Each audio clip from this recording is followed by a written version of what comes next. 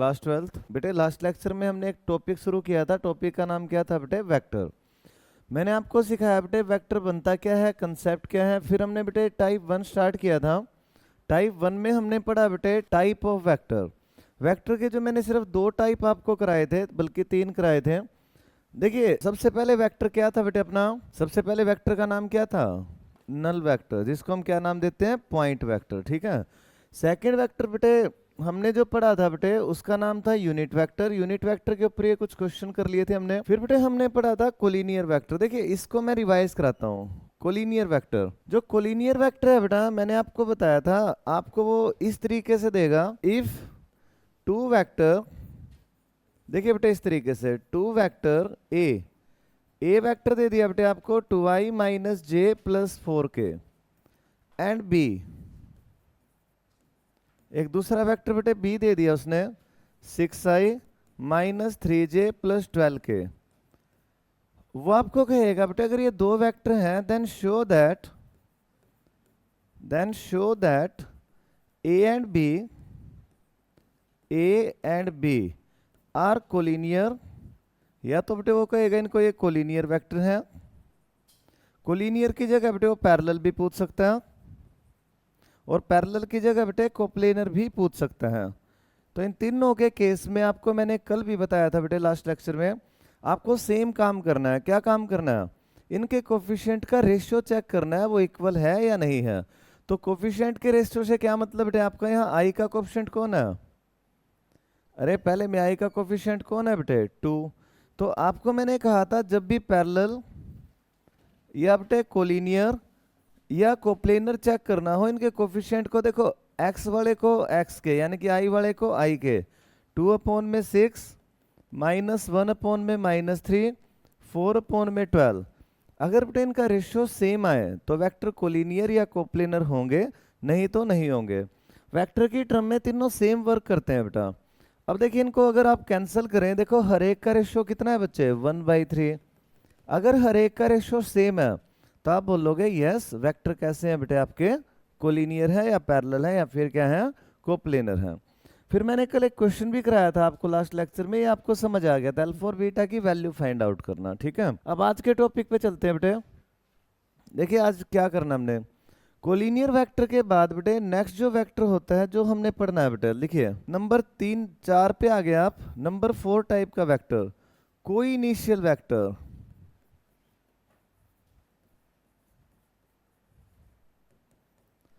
देखिए बेटे, कोलिनियर के बाद नेक्स्ट वेक्टर का नाम क्या आता है बेटे आपका? को इनिशियल वेक्टर। देखिए को इनिशियल को ध्यान से सुनो, इसमें एक वर्ड यूज हो रहा है बेटे, इनिशियल। ये इनिशियल पॉइंट कौन सा होता है?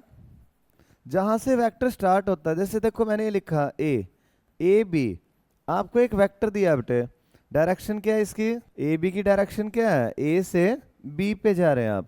तो अगर आप ए से बी पे मूव कर रहे हैं बेटे ऐसे, तो इसका मतलब इसका जो ए पॉइंट है वो इनिशियल पॉइंट है, और बी कैसा पॉइंट है बेटा? इसका टर्मिनल पॉइंट है। देखो बेटा, ए कैसा पॉइंट होता है? इनिशियल, और बी कैसा पॉइंट होता है बेटे? टर्मिनल।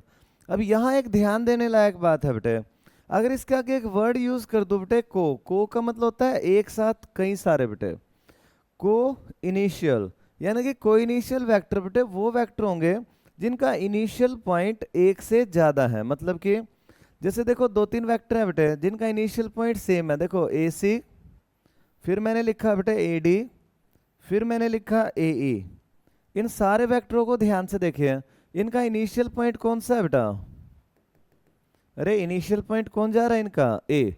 तो बेटा अगर इनका सब का इनिशियल पॉइंट सेम है, तो इन सारे वेक्टरों को, यानी कि A B, A C, A D और ए ई, इन सारे वेक्टरों को क्या बोलोगे आप? कोई इनिशियल वेक्टर बोलोगे। कैसे वेक्टर बोलेंगे बेटे इनको? कोई इनिशियल। तो कोई इनिशियल वेक्टर बेटे फिगर से ही देता है वो आपको। फिगर से कैसे? देखो मैंने तो आपको बेटे कंसेप्ट सिखा दिया कि भाई अगर कई सारे वेक्टरों का इनिशियल पॉइंट सेम है तो उन वेक्टरों को क्या बोलेंगे आप? कोई इनिशियल बोलेंगे। अब इसके बाद क्या है, देखिए वो एग्जाम में बेटे इसके ऊपर कैसा क्वेश्चन देगा, वो आपको एक डायग्राम दे देगा इस तरीके से, ऐसे। वो कहेगा ये ए है, ये बी है, ये सी है, ये डी है। इस वेक्टर को बेटे उसने कहा यहाँ एरो लगाया है, यहाँ भी एरो लगाया है, यहाँ भी एरो लगाया है और यहाँ भी एरो लगाया है। वो आपसे पूछेगा इन वेक्टरों में जो ये फिगर आपको दिखाई दे रही है बेटे, एक नंबर में कई बार वो आपसे पूछ लेता है इस तरह का क्वेश्चन। वो कहेगा ये जो वेक्टर आपको दिखाई दे रहे हैं ना, इन वेक्टर में कोई इनिशियल वेक्टर कौन से हैं। यहाँ आपको 4 वेक्टर दिखाई दे रहे हैं, A B B C C D और ए डी। तो बेटे कोई इनिशियल वेक्टर कौन से हैं। देखो ध्यान से देखो, ये दोनों कोई इनिशियल नहीं है, क्योंकि जहाँ एंड करता है ये वहाँ से स्टार्ट होता है बेटे। हमें इनिशियल पॉइंट सेम चाहिए। तो ऐसे कौन से 2 वेक्टर हैं जिनका इनिशियल पॉइंट सेम है, एक ए बी और एक कौन है बेटे, ए डी। तो ए बी और ए डी ये दोनों वेक्टर बेटे आपके कैसे वेक्टर रहेंगे, यहाँ कोई इनिशियल। वैसे कोई डायग्राम देगा आपको और आपसे पूछेगा इनमें कोई इनिशियल कौन से हैं। तो नाम बेटे ध्यान रखना, अगर जिन पॉइंटों का इनिशियल पॉइंट सेम है तो वो वाले वेक्टर बेटे क्या कहलाते हैं, आपके कोई इनिशियल वेक्टर कहलाते हैं। समझ आ गया है। इसके बाद नेक्स्ट चलिए, ये इतना इंपॉर्टेंट नहीं होता, बस आपको डेफिनेशन से दिमाग में रखनी है। डायग्राम से आपको पता चलेगा कि कोई इनिशियल कौन सा है। इसके बाद बेटे जो लास्ट वेक्टर आता है हमारा नंबर 5, इसका नाम है बेटे आपका इक्वल वेक्टर। देखिए नंबर 5 पे जो बेटे वेक्टर हमारा बनता है इसका नाम क्या है बच्चे, इक्वल वेक्टर। अब क्वेश्चन ये आता है कि 2 वेक्टर इक्वल कब हों। देखो बेटे अब हमने क्या पढ़ना है कि 2 वेक्टर इक्वल कब होंगे। तो बेटे याद रखें 2 वेक्टर आर इक्वल। देखिए ऐसे 2 वेक्टर आर इक्वल इफ, बेटे देखिए 2 वेक्टर ए और बी इक्वल तब होंगे जब आई का कोफिशिएंट, देखिए कोफिशिएंट ऑफ आई बेटे उधर वाले किसके बराबर हो, कोफिशिएंट ऑफ आई के, यानी कि जे वाला कोफिशिएंट किसके बराबर हो बेटे, जे के। और के वाला जो कोफिशिएंट है बेटे किसके बराबर होगा, आपका के। अगर इनके कोफिशिएंट बेटे सेम हो तो आपका वेक्टर किस कैटेगरी में चला जाएगा बच्चे, इक्वल वेक्टर में चला जाएगा। जैसे मैं आपको कहूँ, देखिए इसके ऊपर क्वेश्चन कैसे आएगा, वो आपको कहेगा इफ, वैसे दे देगा बेटे 2x - 1i plus y - 4j plus 6k is equal to 9i plus 6j plus 2p - 1k। वो आपको कहेगा अगर ये 2 वेक्टर इक्वल हैं, देखो ये जो 2 वेक्टर आपको दिखाई दे रहे हैं बेटे, वो कहेगा अगर ये 2 वेक्टर आपके इक्वल हैं तो आपको किसकी वैल्यू फाइंड आउट करनी है, x y और p की। आपसे पूछ लेगा बेटे x की, y की और p की वैल्यू फाइंड आउट करके दिखाइए। अब आपको इतना सा बेटे समझ आ गया है कि अगर ये 2 वेक्टर इक्वल हैं तो क्या होगा, यहाँ पे जो i का कोफिशिएंट है बेटे यहाँ वाले i के बराबर होगा। कैसे, ये है बेटे 2x - 1 किसके इक्वल हो जाएगा, आपका 9 के।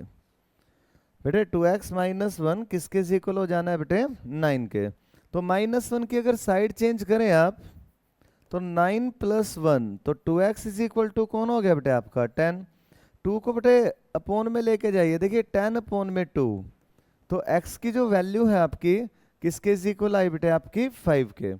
इसी तरह बेटे j के कोफिशिएंट को यानी कि y - 4 को इधर वाले 6 के बराबर रखिए, -4 बेटे उधर जाएगा तो प्लस को हो जाएगा, y की वैल्यू कौन होगी 10।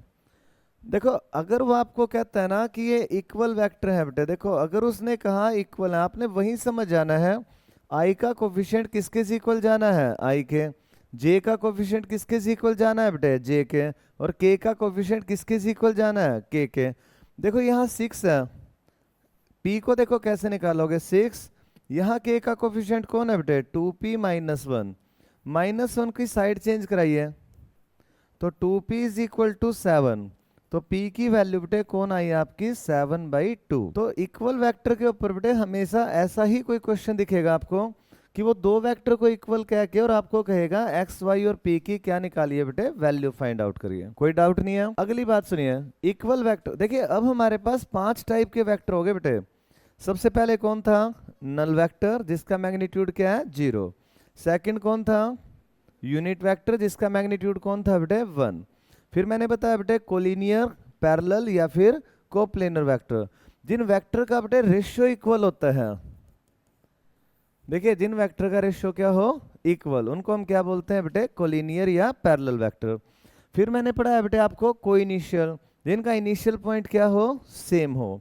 और लास्ट में हमने क्या पढ़ा बेटे, इक्वल वेक्टर। इक्वल वेक्टर में क्या पढ़ा हमने कि अगर आई का कोफिशिएंट आई के इक्वल हो, जे वाला जे के वाला के। और इस तरीके से इसके ऊपर वो क्वेश्चन बेटे पूछ लेता है। टाइप 1 क्लियर हो गया, कैसा क्वेश्चन आएगा वो आपको समझ आ गया।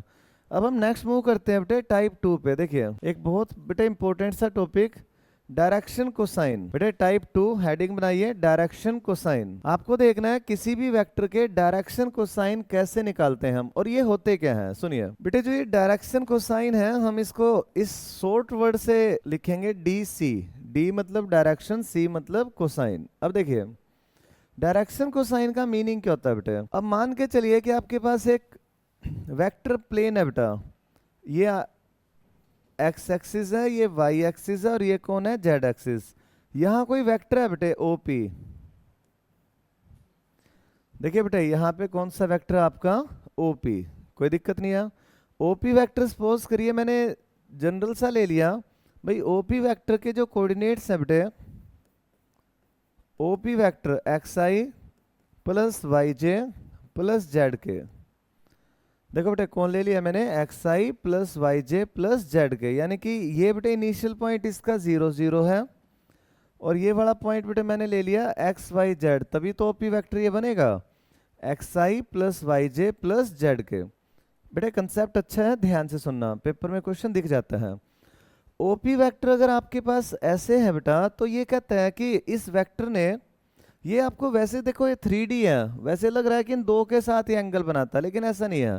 ये ओपी वेक्टर ऐसे है बेटे, दिख रहा है ना इसके ऊपर इस तरीके से, ये तीनों एक्सिस के साथ एंगल बना रहा है। अब हम इसको ऐसे तो ड्रॉ नहीं कर सकते बेटे, क्योंकि प्लेन है हमारे पास। तो बेटे 3D के अंदर ये लाइन ऐसे है, ये एक्स एक्सिस के साथ जो एंगल बना रहा है बेटे ये अल्फा है, वाई एक्सिस के साथ जो एंगल बनाता है बेटे बीटा है, और जेड के साथ जो एंगल बनाता है बेटे उसको हम क्या बोलते हैं, गामा। देखिए कोई भी वेक्टर जो कोऑर्डिनेट एक्सिस के साथ एंगल बनाता है बेटे उनको हम क्या बोलते हैं, अल्फा बीटा और गामा। अब डायरेक्शन कोसाइन कौन से होते हैं बेटे, अगर हम ये जो वेक्टर ने एक्सिस के साथ एंगल जनरेट किया बेटे, कौन सा जनरेट किया, अल्फा बीटा और गामा। अगर हम इस एंगल को कोसाइन में मेजर कर दें, किसमें मेजर कर दें बेटे, कोसाइन में। कैसे, जैसे मैं लिखूं बेटे कोस अल्फा, ये तो हो गया आपका एक्स एक्सिस वाला डायरेक्शन कोसाइन। अगर इस अल्फा को कोस में मेजर, इसको एल का नाम दे दो बेटे। अगर बीटा को कोस में मेजर कर दो, इसको एम का नाम दे दो। और तीसरा बेटे एन कह दिया, कोस गामा। तो वैसे बेसिकली बेटे एल एम एन, इन्हीं को हम क्या बोलते हैं बेटे, डायरेक्शन कोसाइन बोलते हैं। क्या बोलते हैं, डायरेक्शन कोसाइन। अब ये आए कहाँ से हैं, क्या क्या बेटे इनके ऊपर वो क्वेश्चन पूछ सकते हैं। अब इस चीज के ऊपर आपने थोड़ा वर्क करना है। कैसे वर्क करना है, सुनो। मैंने आपको बताया बेटे जो इस वेक्टर ने इसके साथ एंगल कितना बनाया था, एक्स एक्सिस के साथ अल्फा, वाई के साथ कितना बनाया बेटे बीटा, और जेड के साथ कितना बनाया गामा। अगर मैं इनको देखो, मैंने क्या किया, कोसाइन में बेटे अल्फा को मेजर कर दिया, यहाँ बीटा को और इसको गामा को कोस में, तो एल एम एन आपके क्या आ गए बेटे, डायरेक्शन कोसाइन आ गए। अब आपको ध्यान क्या रखना है, अच्छी वाली बात जो है, आपको अगर बेटे ये एंगल दे ही ना रखे हो, सिर्फ एक वेक्टर दे रखो ऐसे, और वो पूछे इसके डायरेक्शन कोसाइन, देखो एंगल दे रखे हैं तो इजी है, कोस में मेजर कर दो बेटे। लेकिन अगर एंगल दे ही ना रखे हो फिर क्या करें, फिर भी तो बेटे डायरेक्शन, कोई ना कोई डायरेक्शन कोसाइन तो फिर भी बनेंगे। तो वो डायरेक्शन कोसाइन कैसे निकालते हैं, ध्यान से सुनो। आप ये ओपी दिख रहा है, इसका मैग्नीट्यूड ले लिया बेटे हमने, ओपी का क्या ले लिया आपने, मैग्नीट्यूड। ठीक है, ये मैग्नीट्यूड मतलब ये क्या आ गई बेटे, आपकी लेंथ आ गई, ओपी की क्या निकल गई, लेंथ। मैंने यहाँ एक परपेंडिकुलर डाला बेटे, ये तो x है, देखो क्योंकि ये इतना डिस्टेंस x है तो ये x हो गया। देखो ये वाला डिस्टेंस कौन है आपका, x। अच्छा मुझे ये एंगल कोसाइन में मापना है। अब कोसाइन में यानी कि कोस अल्फा कौन होगा बेटे आपका, कोस की डेफिनेशन कौन होती है 10वीं में, b/h। कौन होता था बेटे कोस आपका, b/h। अरे ये राइट एंगल ट्रायंगल बना ली मैंने यहाँ, इस लाइन को बेटे अगर मैं यहाँ परपेंडिकुलर डाल दूँ तो एक राइट एंगल ट्रायंगल बन गई। ये बेस है, ये x कहाँ से है बेटे, क्योंकि ये पॉइंट x यहीं से तो गया होगा, ये डिस्टेंस x है, और ये बेटे मैग्नीट्यूड है उसका। यानी कि b तो आपका कौन है इस ट्रायंगल में, x, और बेटे मैग्नीट्यूड कौन है, ओपी। यानी कि कोस अल्फा कैसे निकला बेटे, पहली वर्ड जो आई का कंपोनेंट नहीं है, जो आई का कोएफिशिएंट, अगर उसको मैग्नीट्यूड से डिवाइड कर दो तो क्या निकल आया, डायरेक्शन को साइन पहले एक्सिस का। कोस बीटा भी ऐसे ही क्या होगा बेटे, वाई के अपोन में इसका मैग्नीट्यूड हो गया, और कोस गामा भी कौन होगा बेटे, जेड के अपोन में उसी का क्या हो जाएगा बेटे, मैग्नीट्यूड। यानी कि अगर हम इनके कोफिशिएंट को इनके मैग्नीट्यूड से डिवाइड कर दें तो हमारे पास क्या मिल जाता है बेटे, हमें डायरेक्शन को साइन मिल जाता है। तो अब शॉर्ट फॉर्म देखिए, मैंने आपको दो बातें बताई, अब बेटे मैं इसको कंक्लूड कर रहा हूं, ध्यान से सुनिएगा। मैंने आपको दो केस बताए बेटे डायरेक्शन को साइन में। केस वन ऐसे नोट डाउन करिए बेटे, इफ एंगल इज गिवन, अगर आपको बेटे एंगल गिवन हो, एंगल किसका भाई, वेक्टर जो एक्सिस के साथ एंगल बना रहा है बेटे वो गिवन हो, फिर तो कोई दिक्कत है ही नहीं, क्या दिक्कत नहीं है, फिर तो बेटे एल कौन हो जाएगा, कोस अल्फा। दूसरा डायरेक्शन को साइन कौन हो जाएगा, उन एंगल को कोसाइन में मेजर कर दो, तो ये आपके कौन होंगे बेटे, डायरेक्शन को साइन, एल एम और एन। ये किस केस में बेटे, अगर आपको क्या गिवन है, उस वेक्टर के एंगल गिवन है कि भाई ये वेक्टर एक्स एक्सिस के साथ, वाई के साथ और जेड के साथ ये एंगल जनरेट कर रहा है। और दूसरा केस है बेटे अपना केस टू, बेटे यहां नोट डाउन करिए केस टू, अगर आपको वेक्टर गिवन है, इफ वेक्टर इज गिवन, बेटे वेक्टर अगर आपको गिवन है, जैसे वेक्टर दे दिया बेटे आपको, इसके सिर्फ एक सिंपल सा वेक्टर एक्स आई प्लस वाई जे प्लस जेड के, तो बेटे इसके डायरेक्शन को साइन कौन होंगे, जो एक्स है इसको इसके मैग्नीट्यूड से डिवाइड कर दीजिए, वाई वाले को भी मैग्नीट्यूड से डिवाइड कर दीजिए, और जेड वाले को भी किससे डिवाइड कर दोगे, मैग्नीट्यूड से। तो जैसे बेटे आप ये मैग्नीट्यूड से डिवाइड करोगे, ये आपके कौन आ जाएंगे बेटे, डायरेक्शन कोसाइन बन जाएंगे। देखिए ये क्या निकला है आपके, डायरेक्शन कोसाइन। तो डायरेक्शन कोसाइन निकालने के दो तरीके बन गए बेटे, पहला तरीका अगर एंगल गिवन है, दूसरा तरीका अगर वेक्टर गिवन है। दोनों केसेस में निकालना आपने ये कोस अल्फा ही है बेटे। अब मैं एक दो क्वेश्चन प्रैक्टिस कराता हूं आपको, कंसेप्ट तभी समझ आएगा जब एक दो क्वेश्चन बेटे प्रैक्टिस करके देखोगे। सुनिए अब इसको अगर हम ध्यान से देखें, एक क्वेश्चन लेते हैं बेटे इसके ऊपर। मैंने कहा एक क्वेश्चन लिखिए, if a vector make 0 degree 45 degree and 135 degree with coordinate axis,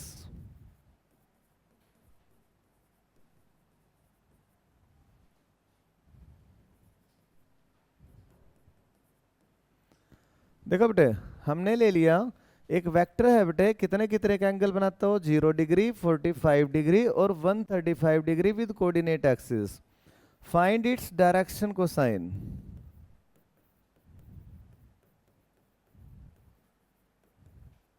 बल्कि 90 डिग्री ले लो इसको।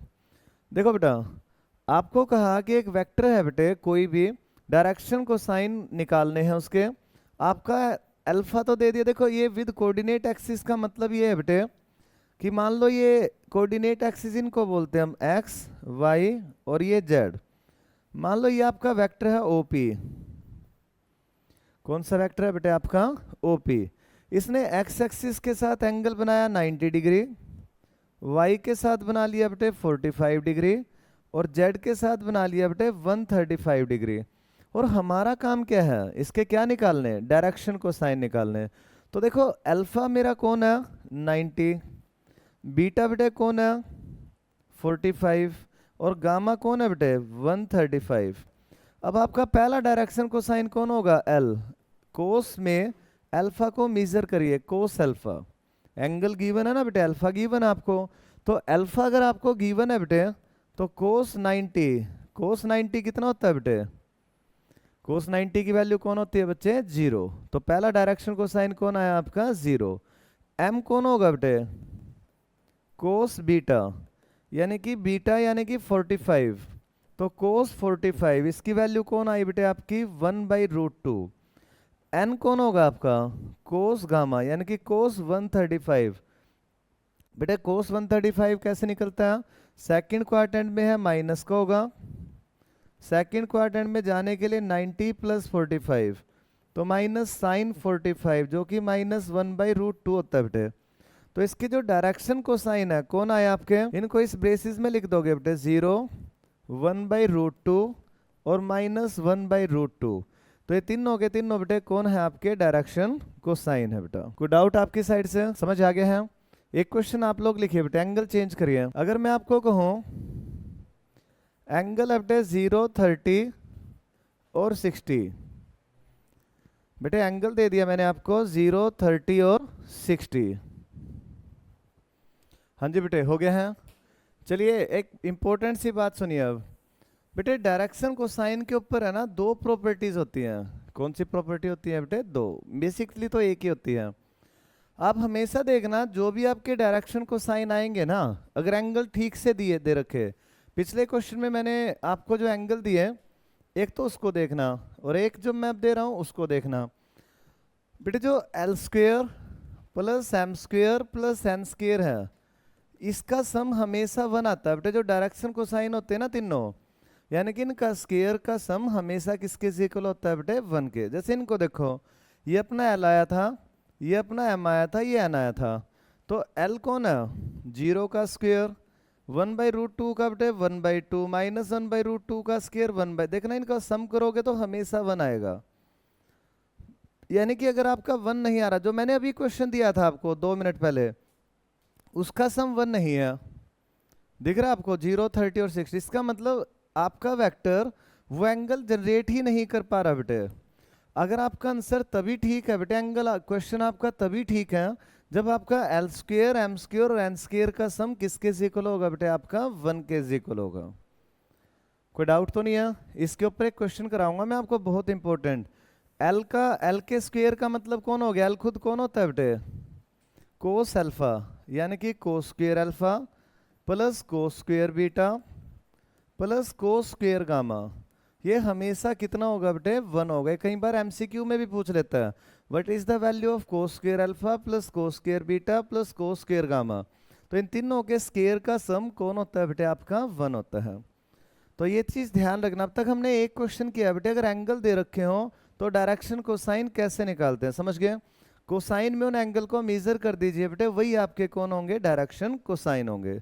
अगली बात, एक क्वेश्चन ये वाला देखो बेटे, अब इसका सेकंड केस है बेटे, ये केस 2। अगर सिर्फ वेक्टर दे रखा हो, जैसे इसने कहा कि एक वेक्टर है मेरे पास, जैसे क्वेश्चन आपको दिख रहा है बेटे i + 2j + 3k। अब की बार एंगल नहीं दिए बेटे, आपको वेक्टर दे दिया। कौन दे दिया आपको, वेक्टर। और आपसे पूछा इसका डायरेक्शन को साइन निकाले, कैसे निकालेंगे आप।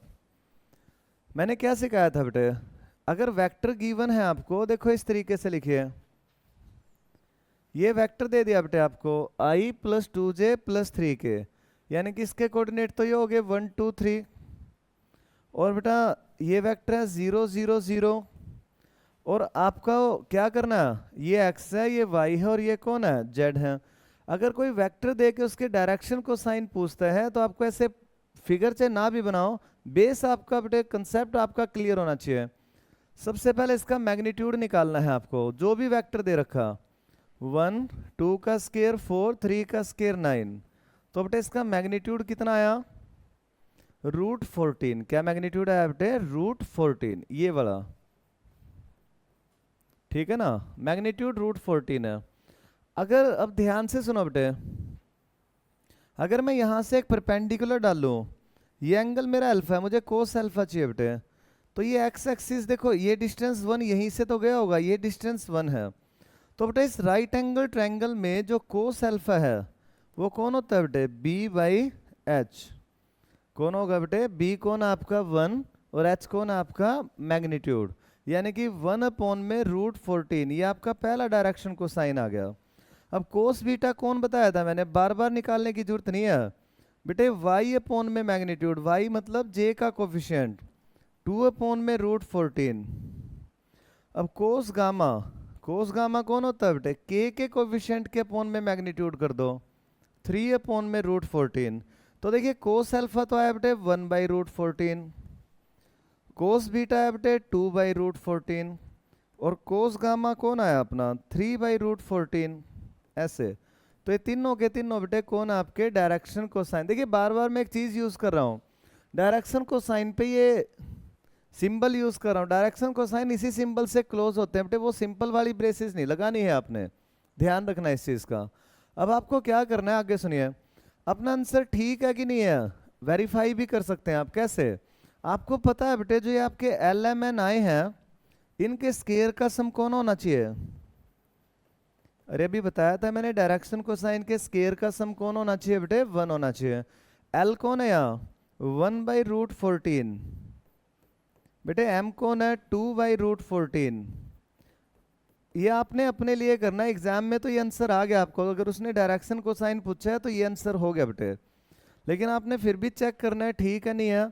1/√14 का स्क्वायर बेटे 1/14, 2 का स्क्वायर बेटे 4/14 और ये 9/14। 14 बेटे एलसीएम ले लीजिए, 1 4 + 9 तो 14/14। देखना स्क्वायर का सम 1 नहीं आ रहा, यानी कि हमारा आंसर बिल्कुल क्या है बेटे, ठीक है बेटा।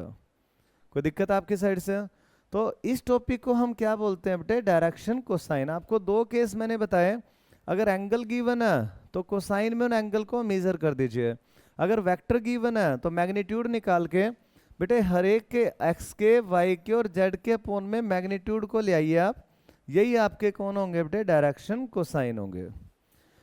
डायरेक्शन कोसाइन का बेसिक मीनिंग समझ आ गया आपको भाई, कोई भी वेक्टर जब एक्स एक्सिस वाई और जेड के साथ एंगल जनरेट करता है बेटे, उन एंगल को अगर हम कोसाइन में मेजर कर दें तो उनको हम क्या बोलते हैं बेटे, डायरेक्शन कोसाइन बोलते हैं। समझ आ गई बात। अब बेटे इसका एक क्वेश्चन और करेंगे। इस क्वेश्चन को देखिए, ये आपकी बुक का ही क्वेश्चन है बेटे, एनसीईआरटी का 13th क्वेश्चन है बेटा ये। देखो इसने कहा find the direction cosine of vector joining the point. आपको बेटे एक लाइन दे रखी है, ए के कोऑर्डिनेट कौन है 1 2 3, बी के कोऑर्डिनेट कौन है -1 -2 1 ऐसे। बेटे कौन कौन दे रखा है आपको, ए और बी। आपको सबसे पहले कह रहा है ए बी वेक्टर बनाइए बेटे, फिर ही तो डायरेक्शन कोसाइन निकलेंगे, अभी तो आपके पास वेक्टर ही नहीं है। उसने कहा ये लाइन है, ठीक है, अगर ये लाइन है तो ये एंगल किस तरीके का जनरेट करेगी आपको ये बताना है। सबसे पहले आपको ए बी वेक्टर बनाना, कल क्या सिखाया था मैंने, क्या फॉर्मूला होता है वेक्टर बनाने का, position vector of B minus position vector of A. यानी कि बेटे इसके जो ये पॉइंट नहीं होते इनको पोजीशन वेक्टर बोलते हैं, जिस पोजीशन पे ये है। बी में से ए वाले को क्या करना है बच्चे, माइनस करना है। कैसे करना है वो सुनो, फर्स्ट में से फर्स्ट को माइनस करिए, -1 -1 -2i -2 -4j, 1 में से 3 गया बेटे -2 के। ये आपका कौन बन गया बेटे, वेक्टर बन गया। अब हमें इस वेक्टर के क्या निकालने हैं, डायरेक्शन कोसाइन। कैसे निकलेंगे बेटे, सबसे पहले कौन चाहिए आपको, इसका मैग्नीट्यूड चाहिए होगा बेटे ए बी। इसका मैग्नीट्यूड कौन होगा बेटा, अरे मैग्नीट्यूड कैसे निकालते हैं आप, -2 का स्क्वायर 4 -4 का स्क्वायर 16, ये भी 4, तो मैग्नीट्यूड किसके बराबर हो गया बेटे आपका √24। क्या मैग्नीट्यूड है बेटे, √24। अब आपका जो डायरेक्शन कोसाइन है बेटे, एल कौन होता है x/r, r यहाँ मैग्नीट्यूड का काम कर रहा है बेटे, x तो है आपका ए का कोफिशिएंट -2 अपॉन में √24। चाहो तो इसको सिंप्लीफाई कर सकते हैं बेटे आप। m कौन होगा बेटे, y/r, y कौन है -4 अपॉन में √24, और n कौन होगा बेटे z/r, z मतलब -2 अपॉन में √24। तो आपके डायरेक्शन कोसाइन कौन हो गए बेटे, -2/√24, ये हो गया बेटे -4/√24 और -2/√24। तो इन्हीं को हम क्या बोलते हैं बेटे, डायरेक्शन कोसाइन बोलते हैं। समझ आ गया ना बच्चे से। अब आगे चलिए बेटे, क्वेश्चन ये है, अच्छा क्वेश्चन है। वो कहता है, ध्यान से सुनो, एक वेक्टर दे दिया आपको a, i + j + k। देखो इसने थोड़ा सा ना तरीके से पूछ लिया, अब की बार क्या तरीका पूछ लिया बेटे, इसने कहा कि शो करिए, देखिए इसने आपको कहा कि शो करके दिखाइए कि ये इन तीनों के साथ कैसा एंगल बनाता है बेटे, इक्वली इंक्लाइंड है। देखो बेटे क्या बोल रहा है आपको, ये इन तीनों वेक्टर के साथ कैसे इंक्लाइंड है, ये इक्वली इंक्लाइंड। तो इक्वली इंक्लाइंड का मतलब क्या होता है बेटे, वो चीज ध्यान से सुनो आप। देखिए आपके पास एक वेक्टर है i प्लस जे प्लस के, ठीक है ना, और इसने आपको कहा कि शो करना है ये तीनों एक्सिस के साथ। तीनों एक्सिस मतलब ये भाई, इनके ऊपर ये इक्वली इंक्लाइंड है बेटे, बराबर झुका हुआ है। देखो बेटा इन तीनों के साथ क्या झुका हुआ है बेटे, ये इक्वली इंक्लाइंड है, ठीक है। अब इक्वली इंक्लाइंड में क्या होता है और कैसे होता है, ध्यान से सुनना है आपने। ये एंगल इसका अल्फा है, ये एंगल बीटा है, और ये क्या है बेटे, गामा है। वेक्टर आपको दे ही रखा है ओपी आई प्लस जे प्लस के, ये वाला। तो अगर ये इक्वली इंक्लाइंड शो करना है बेटे, तो इक्वली इंक्लाइंड में क्या शो करना पड़ेगा आपको, अरे इक्वली इंक्लाइंड में क्या शो कर देना चाहिए हमें, हमें शो कर देना चाहिए बेटे कि अल्फा बीटा और गामा तीनों एंगल इसके क्या होने चाहिए बच्चे, इक्वल होने चाहिए। अगर ये इक्वल एंगल बनाता है बेटे तभी तो इक्वल इंक्लाइंड है ये। तो क्या करेंगे आप लोग, सुनिए, इसके अल्फा बीटा गामा निकाल लेते हैं बेटे। सबसे पहले इसका मैग्नीट्यूड निकालिए आप। मैग्नीट्यूड कौन हो जाएगा, आई का कोफिशिएंट 1 का स्क्वायर 1 प्लस 1, ये √3 आ जाएगा बेटे यहाँ। तो इसका कोस अल्फा कौन होगा बेटे, आई का कोफिशिएंट कौन है 1 अपॉन में √3। देखो बच्चे कोस अल्फा जो सबसे पहला है बेटे, कोस अल्फा वो कौन होगा 1/√3। यहाँ से अल्फा निकालिए आप, कोस को इधर ले आइए, कोस इनवर्स 1/√3। अब कोस बीटा बेटे, कोस बीटा कौन होगा, जो जे का कोफिशिएंट है बेटे उसको मैग्नीट्यूड से डिवाइड करिए। तो बीटा की वैल्यू कौन होगी बेटे आपकी, कोस इनवर्स 1/√3। तीसरे को देखिए बेटे कोस गामा, ये भी 1/√3। तो गामा यहाँ से भी कितना है आपका, कोस इनवर्स 1/√3। एक बार चेक करो कि अल्फा बीटा गामा तीनों इक्वल नहीं है बेटा। अगर अल्फा बीटा गामा तीनों इक्वल आगे हैं आपके, तीनों एंगल इक्वल है, तो आपने लिखना है vector is equally inclined, vector equally inclined on the axis. तो ये वेक्टर जो है बेटे तीनों एक्सिस पे क्या है बच्चे, इक्वली इंक्लाइंड है। तो कोई इसमें दिक्कत नहीं। इसने ये नहीं कहा कहीं की डायरेक्शन को साइन निकालो, खुद की समझ है बेटे आपकी कि आपने इसके क्या फाइंड आउट किए बेटे, डायरेक्शन को साइन फाइंड आउट किए। कोई डाउट तो नहीं लगा इसमें, समझ आ गया होगा ना बेटे। अब इसका सबसे इंपॉर्टेंट क्वेश्चन ये वाला है बेटे, एक क्वेश्चन को कंप्लीट लिखिए। If a vector make angle alpha beta gamma with coordinate axis then find the value of sine square alpha plus sine square beta plus sine square gamma. ये बेटे पिछले 1-2 साल से हर बार एग्जाम में दिखाई दे रहा है, तो थोड़ा ध्यान देंगे आप लोग क्या इसमें करना है और कैसे करना है। देखिए इसने आपको कहा कि अल्फा बीटा गामा एक वेक्टर है बेटे जो तीनों एक्सिस के साथ एंगल जनरेट कर रहा है। आपको वैल्यू निकालनी है, ना कोई वेक्टर गिवन है ना एंगल गिवन है, सिर्फ अल्फा बीटा गामा दे रखो और पूछ लिया किसकी value, sign square alpha plus sine square beta plus sine square gamma. सुनिए एक बार बेटे ये 3D प्लेन बनाइए। ये आपका मान लो वेक्टर है बेटा, यह एंगल जनरेट कर रहा है अल्फा, ये एंगल है बीटा, और जेड एक्सिस के साथ बेटे गामा, ऐसे है। अच्छा एक बात बताओ, एल तो आपका है बेटे कोस अल्फा, अगर अल्फा बीटा गामा है तो बेटे एम कौन है आपका, कोस बीटा, और एन कौन है बेटे आपका, कोस गामा। अब इतना तो हम भी जानते हैं कि भाई L square plus M square plus N square ये किसके इक्वल होता है बेटे, 1 के। देखो यहाँ तक तो हम भी जानते हैं, हमने किया है भाई, डायरेक्शन कोसाइन के स्क्वायर का सम किसके इक्वल होता है बेटे, 1 के। तो L square plus M square plus N square किसके इक्वल हो गया बेटे आपका, 1 के। एल कौन है, cos alpha, cos square alpha, बेटे एम कौन है, कोस बीटा, स्क्वायर करोगे तो कोस स्क्वायर हो जाएगा, और ये बेटे कोस स्क्वायर गामा।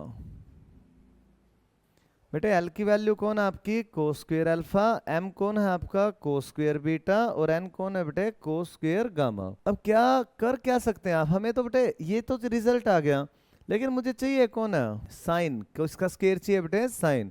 तो क्या कोस स्क्वायर अल्फा को आप ऐसे नहीं लिख सकते 1 माइनस साइन स्क्वायर अल्फा, लिख सकते हैं बेटे ट्रिग्नोमेट्री आइडेंटिटी से।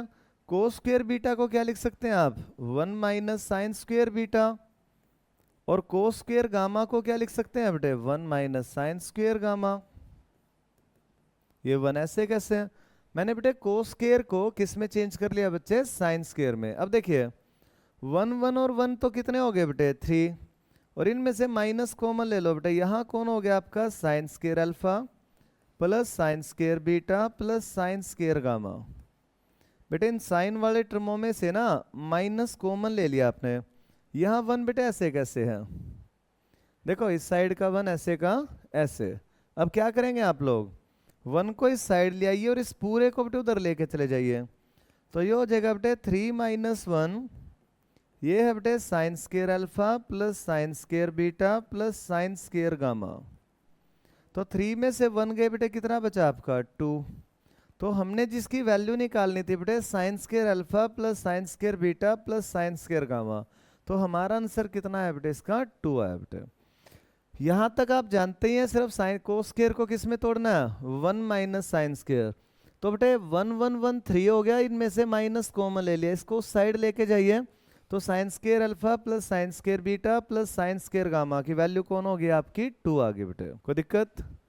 अच्छा नेक्स्ट टाइप लिखिए इसका, type 3 mid point and section formula in vector. देखो बेटे मिड पॉइंट वही होता है बेटे, दोनों का सम और हाफ करना है, और सेक्शन फॉर्मूला भी आप जानते हैं कैसे वर्क करता है। एक एक क्वेश्चन दोनों का लेते हैं हम, ये आपके क्लास 10 का काम था, लेकिन यहाँ भी पूछ लेते हैं क्वेश्चन। देखिए इस क्वेश्चन को ध्यान से देखो, वो कह रहा है find the position vector of the point R which divide. देखो बेटे आपको कहा कि पी और क्यू का पोजीशन वेक्टर दे रखा आपको, ये पॉइंट पी है बेटे, वेक्टर में और पोजीशन वेक्टर में फर्क होता है। देखो इसने कहा पी कर क्यू के ये पोजीशन वेक्टर है, ये पोजीशन वेक्टर मतलब ये यहीं पे वर्क कर रहे हैं, i प्लस 2j माइनस के, ये इसके यहाँ कोऑर्डिनेट्स हैं। और क्यू के पोजीशन वेक्टर कौन है बेटे, minus i plus j plus के, ऐसे। अब वो कह रहा है कोई पॉइंट है बेटा r, यहाँ ये वाला पॉइंट r है, जो इसको किस रेशियो में डिवाइड करता है, 2:1। पहले में इसने इंटरनली कहा, दूसरे में क्या कहा एक्सटर्नली, इन दोनों को भी पढ़ेंगे क्या इनका मीनिंग है। बेटे पहले इंटरनली में कोई दिक्कत नहीं, इनका रेशियो क्या दे रखा आपको 2:1, और किसके पोजीशन वेक्टर निकालने हैं आपको r के।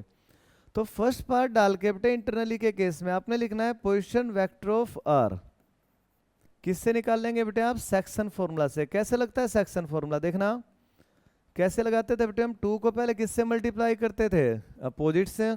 2 को बेटे उन सारों से मल्टीप्लाई करके आओ, -2i plus 2j plus 2k। बेटे फिर 1 को इधर वालों से करो, देखिए 1 को इधर वालों से करोगे i प्लस 2j माइनस के, और नीचे बेटे दोनों रेशियो का सम 2 + 1।